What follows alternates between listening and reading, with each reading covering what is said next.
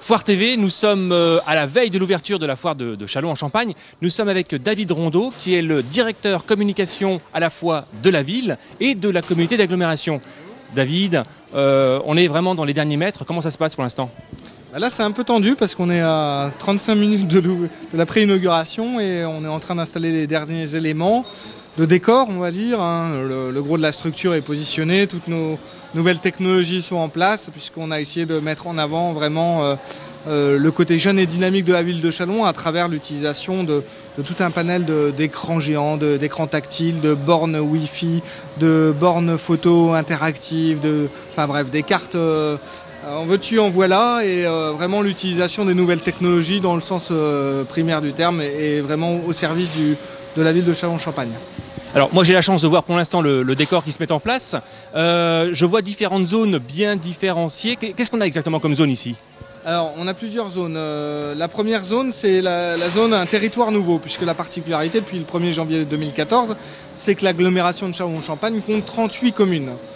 38 communes, 70 000 habitants, et l'idée était de faire découvrir aux habitants de l'agglomération, donc qu'ils soient chalonnais ou autres, toutes ces communes qu'ils ne connaissent pas forcément, mais d'un point de vue un peu original, c'est-à-dire d'un point de vue par des images vues du ciel.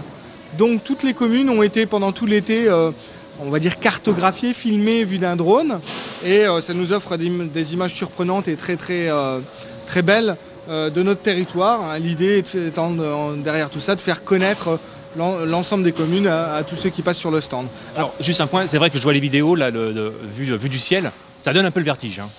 C'est le fait pour, parce que la communauté d'agglomération de Châlons donne le vertige, dans le bon sens du terme, mais voilà, je pense que c'est vraiment un point de vue tout à fait original et attrayant. Après, on a un deuxième espace qui s'appelle l'espace mobilité et transport, où notamment le CITAC sera présent tous les jours pour renseigner, informer sur le nouveau réseau de transport en commun, dans l'agglomération, encore une fois, pour répondre à toutes les questions et les interrogations. Peut-être ça, en parallèle, il y a le fameux simulateur de bus qu'on a lancé l'année dernière. C'est un jeune Chalonnais qui a modélisé toutes les lignes de bus de Châlons et les rues de Châlons, ce qui fait que vous conduisez un simulateur de bus, mais dans les vraies rues de Châlons, vous y êtes vraiment. Donc c'est à découvrir pour les jeunes et moins jeunes, c'est assez marrant et fun à conduire. Après, on est ici sur l'espace Un territoire à vivre. Donc là, on présente tout ce qui est culturel, sportif, tout ce qui est social aussi, le CCRB, Châlons c'est Brésil, les portages de repas, les maisons de retraite. Enfin, on est vraiment sur des animations et des présentations transgénérationnelles qui montrent tout le dynamisme et tout ce qui est fait au niveau de la ville de Châlons pour toutes les tranches d'âge.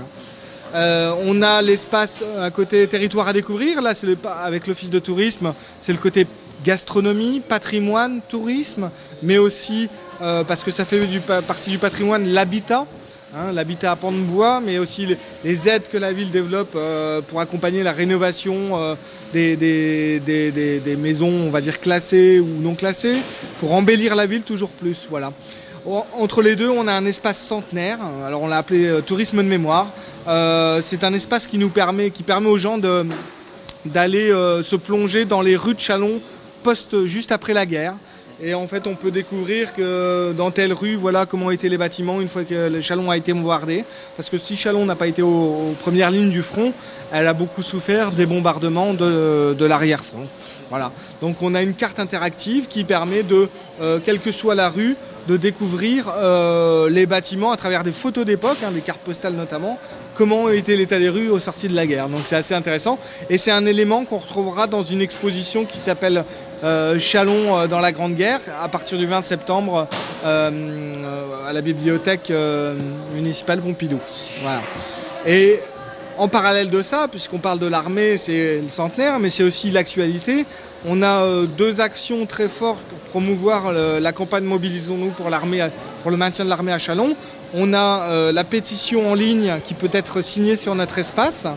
Et puis on a une borne photo interactive qui permet de se prendre en photo tout seul ou avec des amis, de repartir avec le cliché, mais aussi de nous laisser l'adresse. Et on va publier ça sur le Facebook Mobilisons-nous pour le maintien de l'armée. C'est une forme de soutien un peu rigolote, un peu interactive. Et puis on a le traditionnel maintenant et fameux bar à eau qui permet de valoriser la qualité de l'eau de Châlons, de restaurer les gens qui le souhaitent parce il va faire très chaud encore cette année. Là, il fait déjà très chaud, je ne sais pas si ça se voit, mais voilà. Et on offre tous les jours un gobelet d'une couleur différente. Les gens repartent avec ce gobelet, ce qui fait que s'ils reviennent dans la journée, c'est un gobelet qui est réutilisable. Ça nous permet de lutter contre la production de déchets à outrance. C'est un petit geste et ça rentre dans le cadre de notre politique. Et puis au centre, on a ce qu'on appelle l'espace scénique central. C'est là où France 3 enregistrera un certain nombre d'émissions à partir de demain, les émissions de Valérie Alexandre notamment.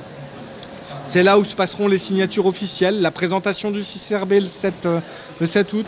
C'est là où se passera les concerts tous les soirs, puisqu'on a une petite nouvelle formule, c'est Jeunes Talents de Châlons.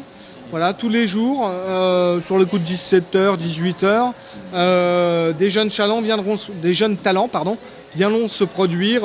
Tantôt un DJ Jek, tantôt on aura de la Zumba, on aura Christophe Lartilleux qui joue pas mal de jazz, voilà, jazzman dans le cadre du Printemps du Jazz qui viendra nous faire un petit concert, voilà.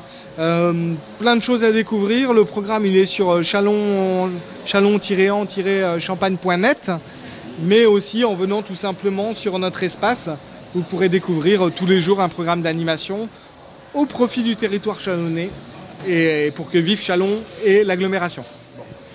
Un programme énorme. Hein. On peut dire que le stand de la ville et de la communauté d'agglomération, c'est déjà un événement dans l'événement qu'est la foire. On ne peut que conseiller à tout le monde de venir au moins faire un saut pour voir les différents emplacements, les différents stands, les différentes animations, boire un petit coup d'eau au bar à eau et repartir avec un verre de la Chalonnaise. Tout à fait, on vous attend tous. Merci David. Merci.